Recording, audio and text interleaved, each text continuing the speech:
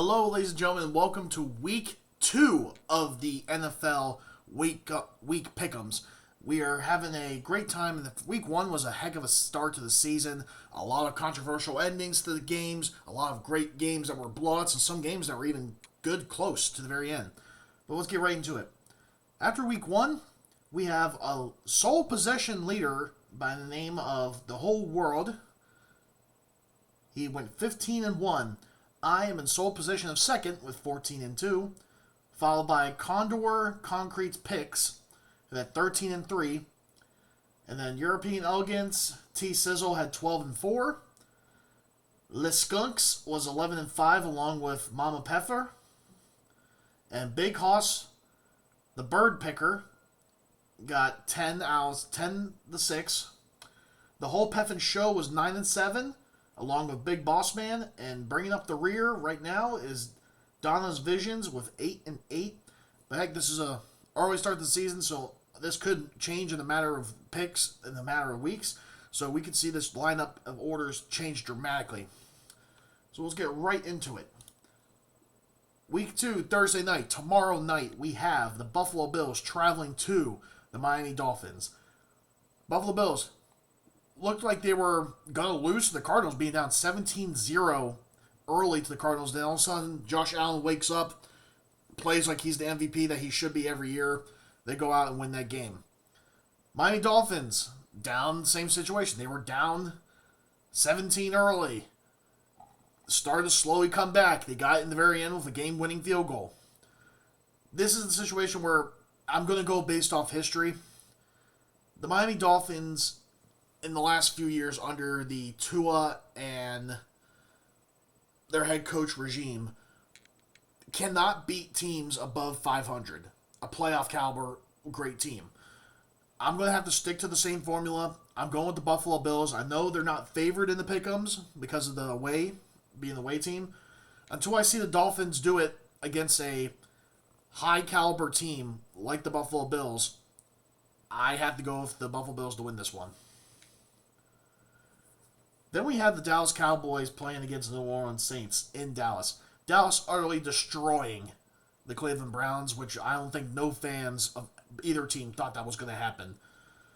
And then New Orleans, even though they beat up on the Panthers, who are arguably probably the worst team in the NFL still, no one expected them to put up the amount of points that they did. So this is going to be a battle of whose defense is going to stop the other offense. And I believe I am going to have to go with that Dallas Cowboy defense. They're really, really good. Even though the Saints game, they played the Panthers. Panthers not much of an offensive powerhouse.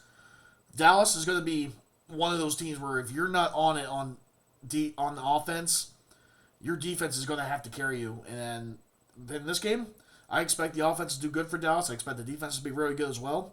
I do not think that they're going to give up as many points as the Panthers did to the Saints. I think it's going to be maybe a 30-20 game, and we'll have to see what happens, but I'm going with the Dallas Cowboys.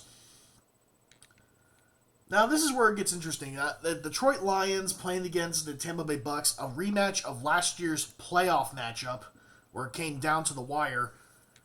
Detroit did pretty good in their game. They won their Sunday Night Football matchup in overtime. Tampa Bay winning their matchup pretty easily as well. Both teams look to be very good on offense. I think that defense of Detroit is unbelievable still.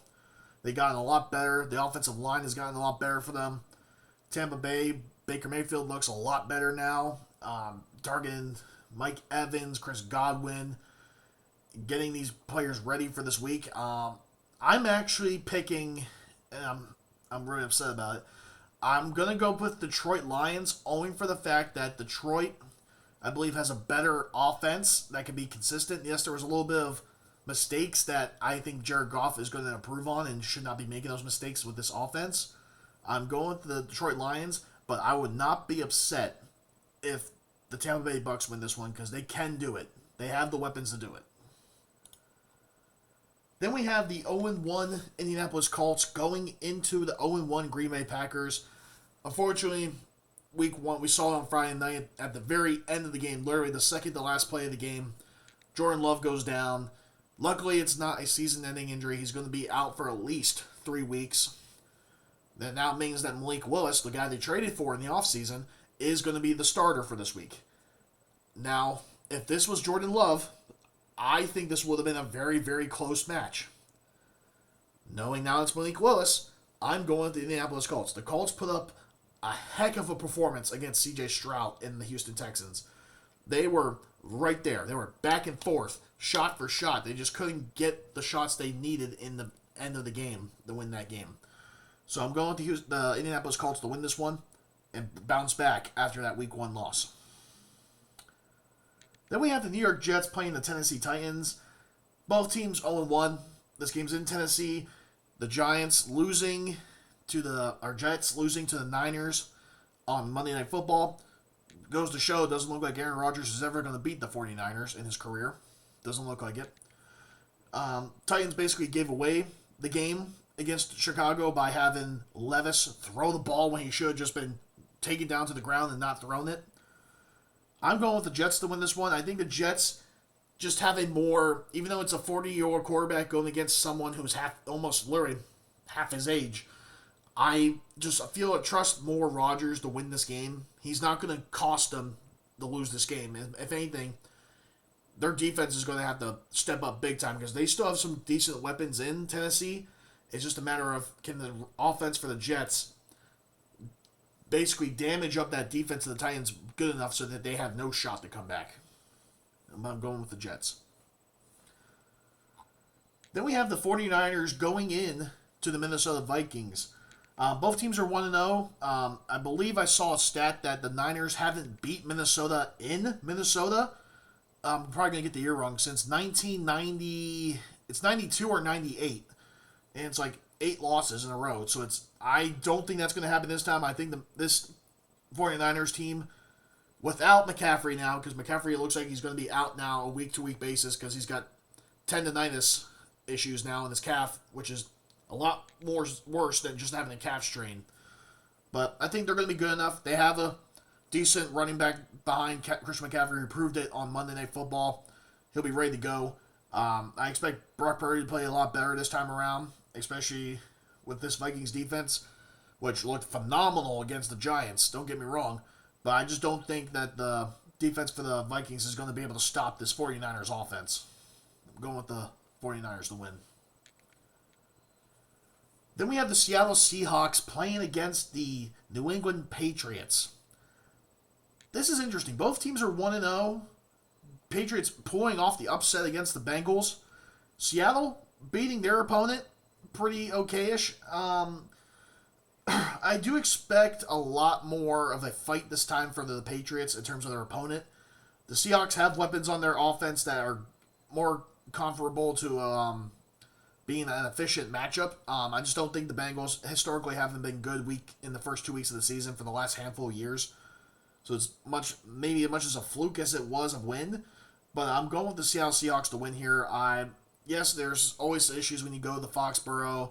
Your headset might go off. You might not get the correct calls to the quarterback because, again, it's New England. Stuff goes on there.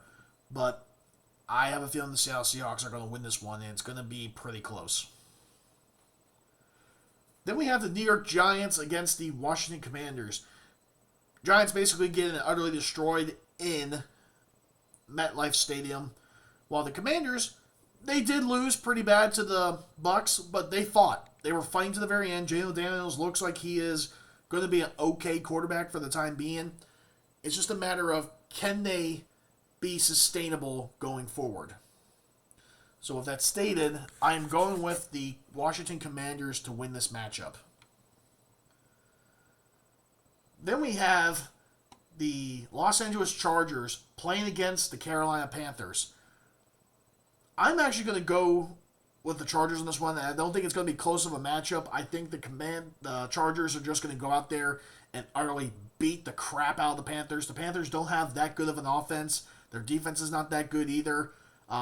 Unfortunately for them, they're going to be probably the number 1 pick again this draft, or maybe number 2. They're going to be in one of the top 2 picks. Chargers should win this one pretty easily. Then we have the Cleveland Browns going to Jacksonville.